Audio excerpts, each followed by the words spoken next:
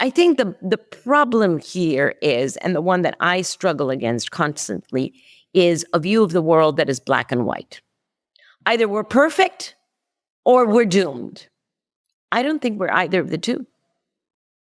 And I would invite anyone to give me an example of where we stand in one of the two extremes of anything in life. It's just way too simplistic to think like that. And I understand the temptation to go good and bad, black and white, extremes. I understand the mental temptation because it's easier for brains to work like that. But it does not reflect reality. It does not reflect reality. That's not the way. Welcome to the Mongabay newscast. I'm your co-host, Mike DiGirolamo. And I'm your co-host, Rachel Donald. Bringing you weekly conversations with experts, authors, scientists, and activists working on the front lines of conservation, shining a light on some of the most pressing issues facing our planet, and holding people in power to account. This podcast is edited on Gadigal land. Today on the newscast, we feature Christiana Figueres, who you may know as one of the co-hosts of the popular podcast featuring conversations, news, and analysis on the climate crisis, outrage, and optimism. Figueres is also a former executive secretary of the UN Framework Convention on Climate Change, UNFCCC, and she spent roughly 6 years helping to facilitate global negotiations on climate change policy, culminating in the historic 2015 Paris Agreement.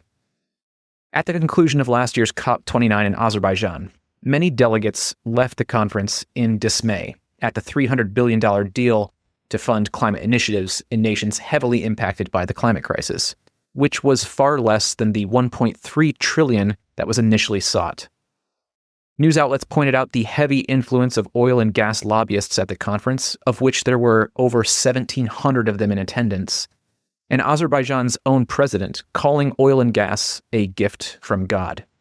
Suffice it to say, the response to the conference from many delegates has been that of frustration.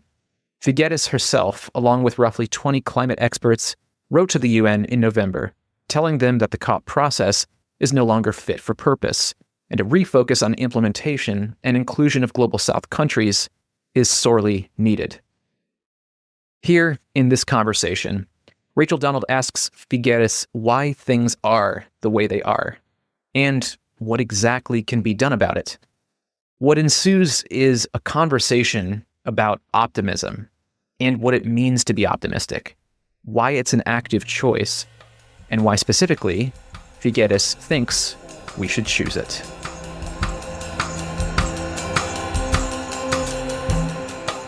Christiana, welcome to Mongabay's newscast. Thanks for the invitation. So we invited you here to talk about the COP process, how it's changed since you were the executive secretary of the UNFCCC, leading the process that led to the Paris Agreement between 2010 and 2016.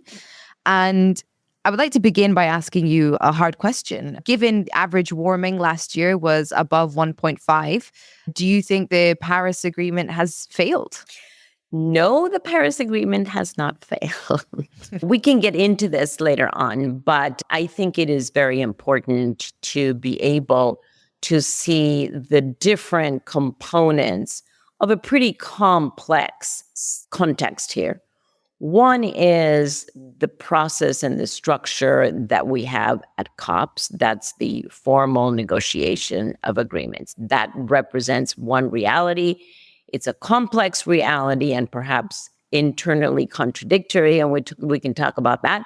But the other thing is the real economy. What is the real economy doing? What are technologies doing? What are all of the other levers of change? So we can get into this, but from my point of view, you cannot judge what Paris prescribed, what governments prescribed for the decarbonization of the global economy simply on the COP process, which is an important and vital part of the reality, but frankly, a small part of the reality. So I think we have to see not the COP process, but rather what has been the Paris effect on the global economy?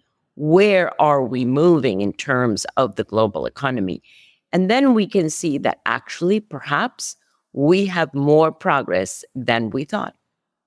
Well, let's get into that because we are seeing, a huge rollout of renewable energy, which is predominantly led by China to take global statistics. But certainly Europe has really stepped up in an attempt to decarbonize. I'm recording this from Scotland, which is looking at almost 100% of its electricity produced by renewable energy. However, when we take a global picture, renewable energy is still only about 3% of the global energy mix, and fossil fuel production and extraction is rising every year. An important clarification here. The share of global electricity generation that comes from renewable energy reached 30% for the first time in 2023, according to a report from the think tank Ember, and it's projected to reach 35% this year. However, this differs from global energy consumption, which includes things like transportation. And the figure for renewable energy there is 13.4% as of 2021, according to the research think tank Our World in Data. Rachel made a small error here in quoting 3%. That is more akin to the share of global energy consumption from just wind. But later on in this conversation, Christiana and Rachel will tease out the details on this a bit more.